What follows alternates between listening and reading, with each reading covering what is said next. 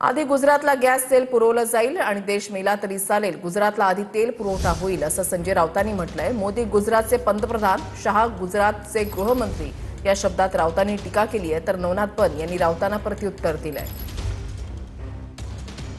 आधी गुजरातला पुरेसं तेल उतरवलं जाईल, गॅस उतरवला जाईल पुढल्या 2 महिन्यासाठी। मी तुम्हाला सांगतो, गुजरातला उतरवला जातोय।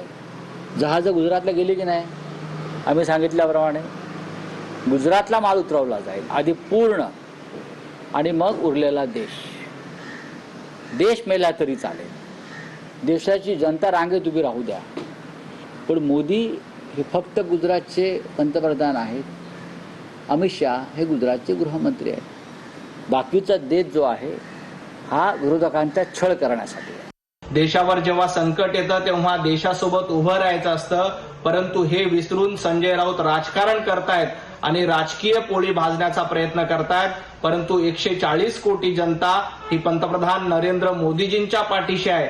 संजय राऊत, तुम्ही कितीही राजकीय पोळी भाजण्याचा प्रयत्न केला तरी तुम्ही त्यात यशस्वी होणार नाही।